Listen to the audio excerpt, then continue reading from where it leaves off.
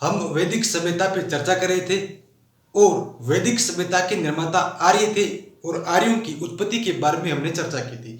और उसके बाद में हमने ऋग्वेद के बारे में चर्चा की थी।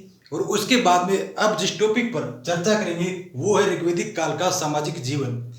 लेकिन इस टॉपिक पर चर्चा करने से पहले मैं आपको अर्नोल्ड टाइनबी का वो कथन याद दिला देता हूं जो मैंने आपको 2 दिन पहले बताया था। अर्नोल्ड टाइनबी ने क्या कहा था कि विश्व इतिहास में अगर किसी भी देश के इतिहास के साथ सबसे ज्यादा छेड़छाड़ की गई है तो वो देश कौन सा है? वो देश भारत है। यानी कि भारत के इतिहास के साथ सबसे ज्यादा छेड़छाड़ की गई है, ऐसा किनका कहना है? अर्नोल्ड टाइनबी का कहना है। अब मैं इस टॉपिक पर चर्चा करने से पहले आपको ये बात क्यों बता रहा हूँ? क्यों इसलिए बता रहा हूँ क्योंकि हमने पहले वीडियो में 10वें मंडल के बारे में देखा था। हमने देखा था कि ऋग्वेद पूरे 10 मंडलों में बंटा हुआ है, जिसमें पहला, 9वां और 10वां मंडल, ये जो 3 मंडल है ये सबसे लास्ट में, सबसे अंत में जोड़े गए और इस वजह से इनको सबसे नए मंडल भी कहा जाता है। उसके बाद 2 से 7 तक के जो मंडल थे वो वंश मंडल थे या गोत्र मंडल उनको कहा जाता था।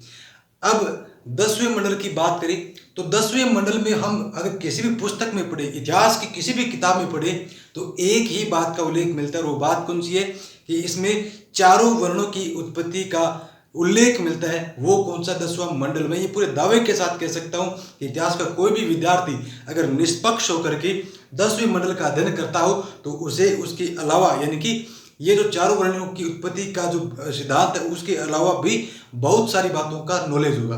अब बात करते हैं 10वें मंडल में इसके अलावा और क्या क्या है। अब जैसे हम बात करें सभ्यताओं की बात करें, सिंधु घाटी की थी हमने, और अब वैदिक सभ्यता की बात करें। ये जो दोनों सभ्यता थी ये मुख्यतः नदियों के किनारे थी। एक नंबर बात ही, अब नदियों के किनारे होने की वजह से नदी यहाँ पर क्या हो जाती है? इंपॉर्टेंट हो जाती है। मैं इसको ये जो नदियों की बात है ये 10वें मंडल से इसको कनेक्ट कर रहा हूँ। 10वें मंडल से इसको कनेक्ट क्यों कर रहा हूँ? क्योंकि ऋग्वेद के 10वें मंडल में सिंचाई प्रणाली का उल्लेख मिलता है।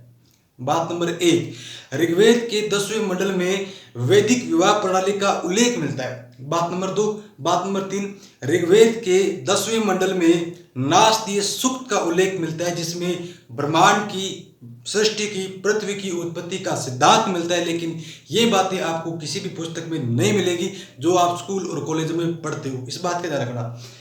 अब ऋग्वेद के 10वें मंडल के ये जो अपना 75वां सूक्त है, 10वें मंडल में 75वां सूक्त है, उसको बोला जाता है नदी सूक्त। और इस नदी सूक्त में लगभग 25 नदियों का उल्लेख मिलता है जिनमें मुख्य मुख्य 7 नदियां हैं और उनकी सहायक नदी और छोटी मोटी अन्य सारी नदियों को मिलाकर के 25 हो जाती है। लेकिन कहीं कहीं उनका उल्लेख 21 में मिलता है, लेकिन मुख्य रूप से 25 नदियों का उल्लेख मिलता है। इस बात को आप ध्यान में रखना।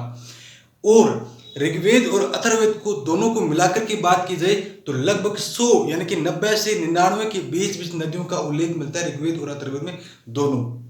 अब बात करते हैं, अच्छा एक तो ये अथर्ववेद में तो यहाँ तक मिलता है कि हिमालय से 7 नदियां निकलती है, उसे हिमालय की 7 पत्नी या जो भी 7 पुत्री, इस प्रकार से कुछ उल्लेख मिलता है, तो ये भी थोड़ा ध्यान रखें। लेकिन हम इस टॉपिक पर चर्चा करें तो ऋग्वेदिक काल के सामाजिक जीवन की बात करें तो सामान्यतः लोग कबीलों में रहते थे जिसे जन कहा जाता था। अब भारत के इतिहास में छेड़छाड़ का थोड़ा सा और तथ्य देखते हैं।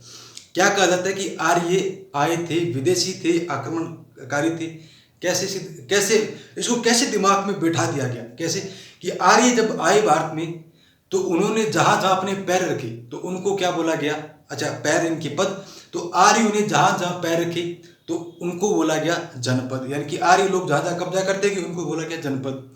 और जनपद का जब विस्तार होगा तो वो क्या हो जाएगा? महाजनपद। और महाजनपद आगे हम पढ़ेंगे, वैदिक सभ्यता के बाद आएगा। तो आर्यों को आक्रमणकारी इस प्रकार एक माइंड सेट बिठा दिया गया कि आर्य तो आए थे और आकर के जिन जिन स्थलों पर जहां जहां उन्होंने कब्जा किया, अपने पैर रखे, उनको जनपद नाम से संबोधित किया गया।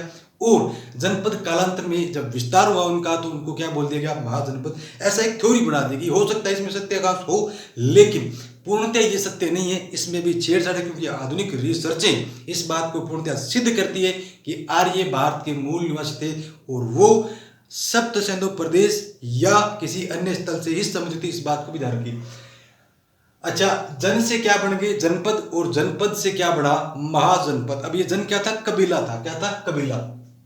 उसके बाद पिता शब्द 335 बार, वहीं माता शब्द कितनी बार आता है? 234 बार आता है। पिता शब्द 335 बार और माता शब्द 234 बार ऋग्वेद में इसका उल्लेख मिलता है। इस बात को करके एक कृषि शब्द का उल्लेख 24 बार आता है। तो ये सारे फैक्ट आपको किसी भी पुस्तक में मिल जाएंगे। नृत्य क्या था? नृत्य अपने माता पिता के बारे में, भाई बहनों के बारे में, अपने सगे संबंधियों के बारे में, रक्त संबंधियों के बारे में जो उल्लेख मिलता है, यानी कि उसमें ऋग्वेदिक लोग अपने भाई बहनों के लिए, माता पिता के लिए, रक्त संबंधी या नजदीकी रिश्तेदारों के लिए जिस शब्द का इस्तेमाल करते थे वो शब्द कौन सा था? नृत्य था। इस बात को ध्यान रखिए, नृत्य। उसके बाद आजीवन अविवाहित कन्या क्या कहलाती थी? अमाजू। आजीवन अविवाहित कन्या क्या कहलाती थी? अमाजू कहलाती थी। और अमाजू का उदाहरण क्या है? घोषा। ये विदुषी थी। ठीक, इस बात को ध्यान रखिए। एक तथ्य और ध्यान रखना, जब हम गुप्त काल पढ़ते हैं, प्राचीन भारत का गुप्त काल पढ़ते हैं, तो गुप्त काल में एक आती है सद्योवधू। उसका मतलब ये था कि विवाह से पहले अगर कोई लड़की या महिला शिक्षा ग्रहण करेगी तो उसे क्या बोलेंगे? सद्योवधू बोलेंगे। इस बात को रखना, शादी से पहले जो लड़की शिक्षा ग्रहण कर लेगी उसे क्या बोला जाएगा? सद्योवधू। ये गुप्त काल से संबंधित तथ्य है, लेकिन वो बाद में देखेंगे। वर्ण व्यवस्था क्रम पर आधारित थी। इस बात को ध्यान रखिए, वर्ण व्यवस्था किस पर आधारित थी? क्रम पर, ना कि जन्म पर। इस बात को ध्यान रखिए। उसके बाद अच्छा, ये सारी चीजें फैक्ट जो है, जैसे 4 वर्ण थे, ब्राह्मण, क्षत्रिय, वैश्य, शूद्र, ये किसी भी पुस्तक में मिल जाएंगे। यहाँ केवल उन्हीं पर चर्चा हो रही जो थोड़ी इंपॉर्टेंट है।